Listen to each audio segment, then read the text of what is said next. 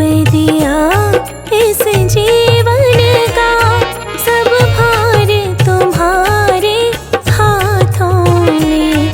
अब सौंप दिया इस जीवन का, सब भार तुम्हारे हाथों में।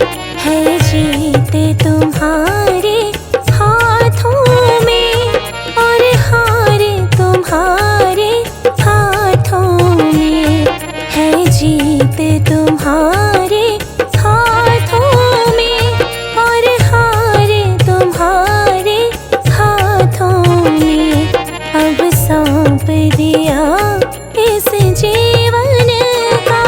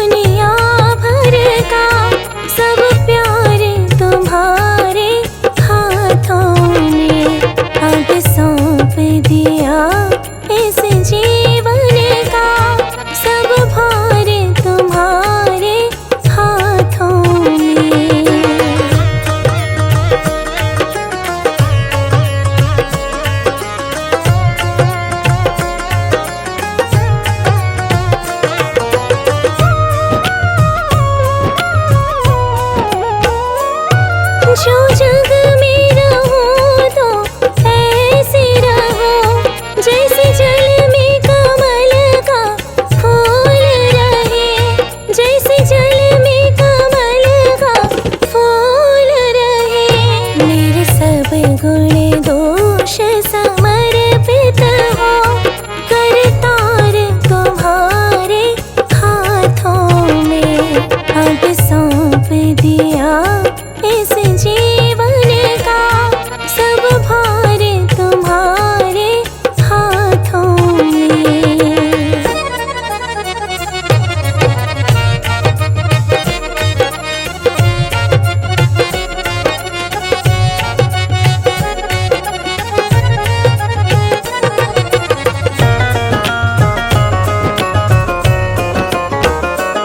यदि मानव का मुझे जन्म मिले, तेरे चरणों का मैं पुजारी बनूं। तेरे चरणों का मैं पुजारी बनूं। इस पूजक के एक एक रग का हो तार तुम्हारे हाथों में। अब सौंप दिया इस जीवन का, सब भार तुम्हारे हाथों में।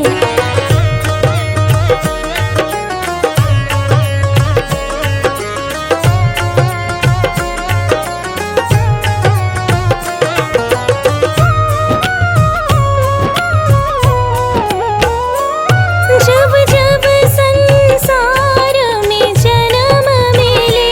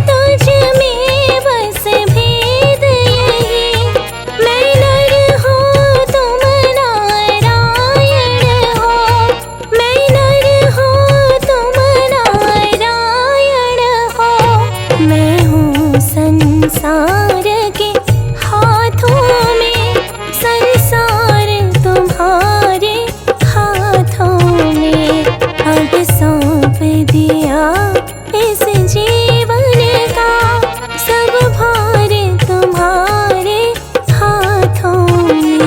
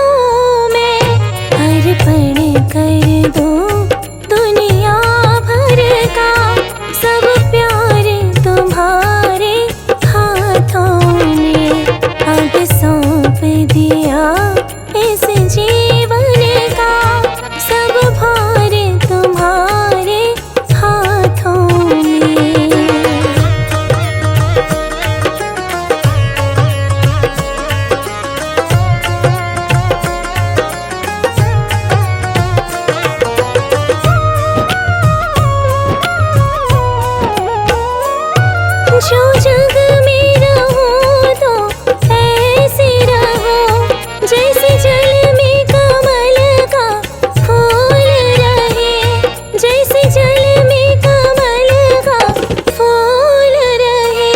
मेरे सब गुण दोष समर्पित हो, करतार तुम्हारे हाथों में। अब सौंप दिया इस जीवन का, सब भार तुम्हारे हाथों में।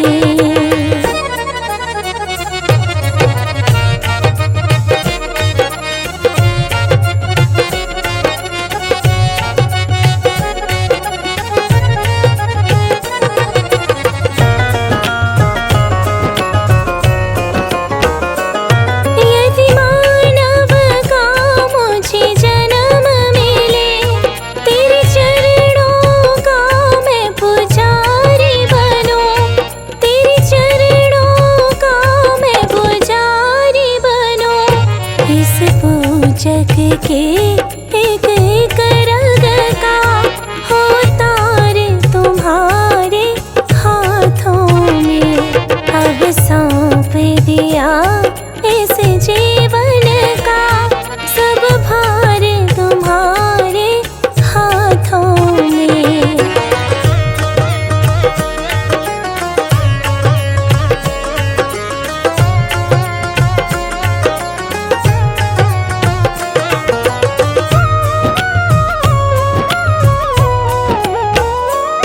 जब जब संसार में जन्म मिले, निष्काम भाव